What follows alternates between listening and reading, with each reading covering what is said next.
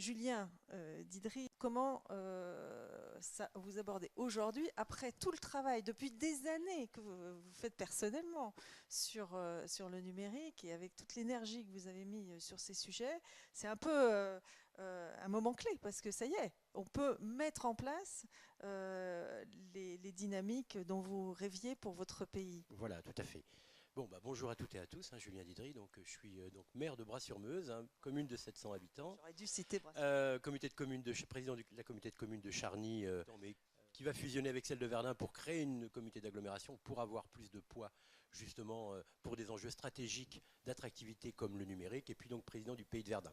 Alors moi je suis un peu, effectivement, je suis très content, Florence, d'avoir fait ces 700 km, soit 1400 allers-retours pour On intervenir apprécie, ici, hein. parce que non, mais parce que effectivement pour moi c'est un vrai enjeu. J'ai bu les paroles du président du Conseil général sénateur. Alors au-delà des considérations politiques, peut-être que les élus ici ne seront pas tous d'accord. Enfin, moi je trouve que c'est une chance, hein. C'est une chance, hein, parce que, en tout cas dans le numérique, c'est une chance parce que effectivement, il y a une vision très claire des enjeux, hein, parce que ce qu'on demande à un élu, c'est pas de maîtriser les technologies, c'est de maîtriser au moins les enjeux, quoi. C'est ça l'essentiel. Donc, j'ai fait 700 km, je peux parler un petit peu quand même, hein. Ah, mais il n'y a Ah, on est aucun d'accord, hein. problème.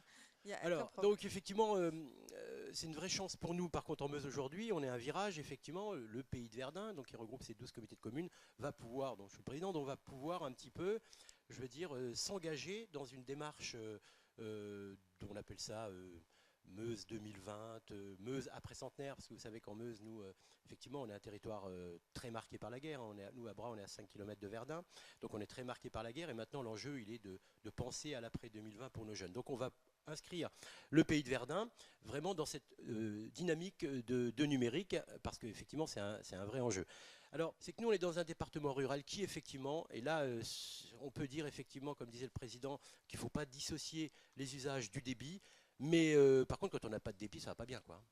Et là, c'est un vrai combat. Quand je parlais d'aménagement du territoire en France tout à l'heure, je vous l'ai dit la dernière fois à Ville Internet, mais pour moi, on doit revenir à cette loi de 1936 sur l'électricité.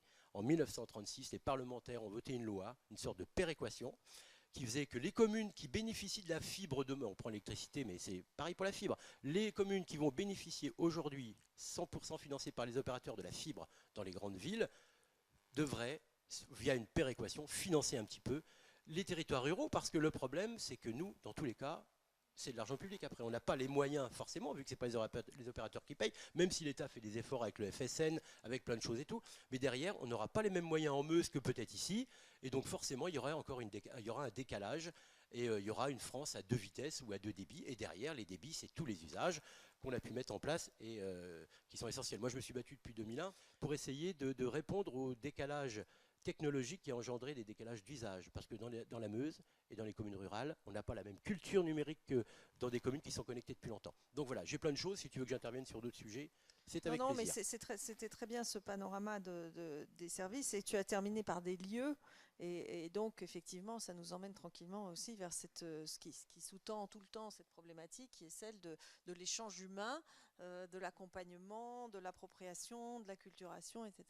Je vais me lever si ça pose pas trop de problèmes pour nos caméramans que je remercie du travail et de l'exercice qu'ils font pour que cette retransmission se passe bien.